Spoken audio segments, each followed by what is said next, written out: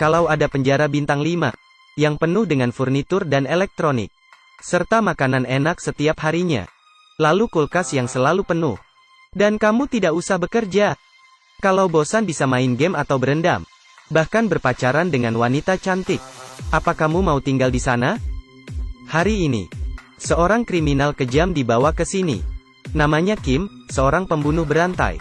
Ia membunuh seorang gadis 17 tahun dengan kejam. Saat mendapat vonis dari hakim, semua orang ingin dia dihukum mati. Tapi, Kim tak terlihat menyesal. Kim tampak bodoh amat.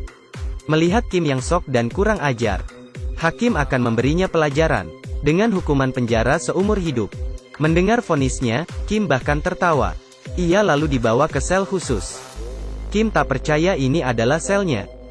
Di dalam kulkas, terdapat makanan enak dan buah.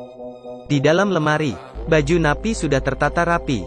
Di dinding terdapat kaligrafi, "Hormati HAM." Penjara macam apa ini? Fasilitasnya seperti hotel bintang 5. Ia kira sipir mempermainkannya. Sipir menjelaskan, ini adalah penjara hak asasi. Mereka berharap melalui percobaan ini, tabiat napi bisa berubah. Meski tak percaya, Kim yang kelelahan, tertidur pulas. Esoknya, sipir mengantarkan makan siang. Itu adalah masakan koki terkenal Korea. Kim sangat bingung. Ia takut diracun, dan membuang steaknya ke tong sampah. Malamnya, ia diberi lobster dan wine. Kim lagi-lagi membuang makanannya. Sipir bertanya, apa kamu tak suka makanannya? Kim bilang ia tak mau dipermainkan lagi, karena ia tak akan termakan jebakan sipir. Melihat keraguan Kim, sipir mengambil lobster di tong sampah dan memakannya. Kalau kamu tidak suka, bisa memesan yang lain. Wow, enak sekali. Kim benar-benar kaget. Ini penjara atau istana? Lalu, Kim mulai menikmati pelayanan di sini. Setiap hari kerjaannya makan enak, main game, dan berendam. Mantap sekali. Hari ini, sipir mengetuk pintu. Ia membawa seorang wanita cantik. Kim bilang, apa kamu tahu apa yang aku lakukan? Tapi, sipir diam saja dan pergi. Kim merasa ini terlalu berlebihan. Pasti ini jebakan. Ia mencekik gadis itu, lalu memaksa gadis itu mengaku. Untung saja, sipir datang tepat waktu dan menyetrumnya. Esoknya, saat Kim bangun, ia diikat di kasur. Kim meronta-ronta saat gadis itu menghampirinya. Apa yang kamu lakukan? Kenapa kamu dikurung di sini? Dina bilang ia membunuh suaminya karena KDRT, jadi dijebloskan ke sini. Dina bercerita sambil menangis. Kim tidak tahu harus bagaimana. Ini pertama kalinya seorang wanita curhat padanya. Sebelumnya, Kim membunuh gadis 17 tahun tanpa ampun. Tapi, kali ini Kim merasa kasihan.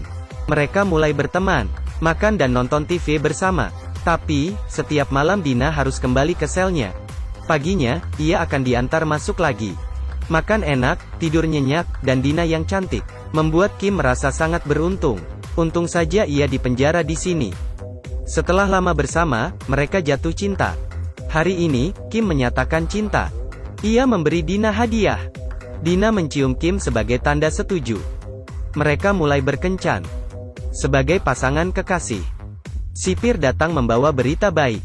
Mulai hari ini, Dina bisa tinggal di sana. Mereka sangat senang. Sipir yang melihat hal ini tersenyum senang. Mereka lalu menikah. Setelah menikah, mereka tak punya beban. Hidup mereka dipenuhi cinta.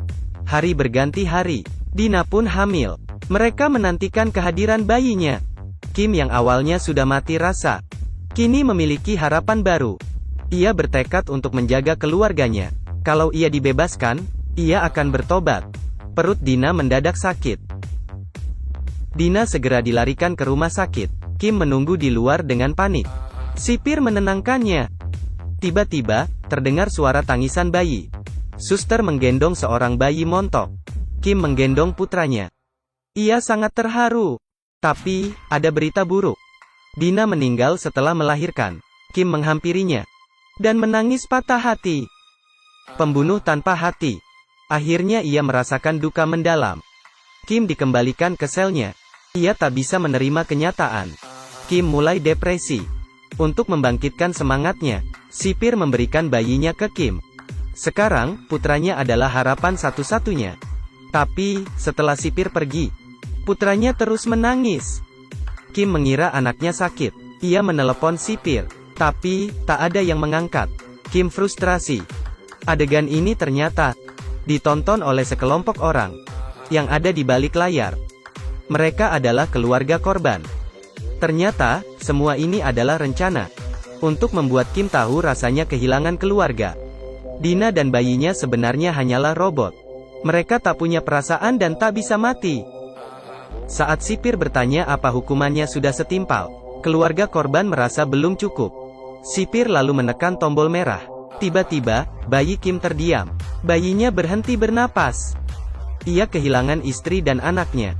Saat ini Kim merasa dikhianati dunia. Ia menangis sekuat tenaga dan membenturkan kepalanya sampai ia pingsan. Apa Kim sekarang sudah sadar kalau ia sangat menyakiti keluarga korbannya? Esoknya, ia diikat di kasur. Begitu bangun, ia bilang, "Tolong bunuh aku saja." Tapi, sipir bilang ini adalah penjara hak asasi. Bagaimana bisa membunuhmu? Film pun tamat. Sebenarnya, setiap orang punya perasaan. Membuat seorang kriminal merasakan kehilangan lebih menyakitkan daripada kematian.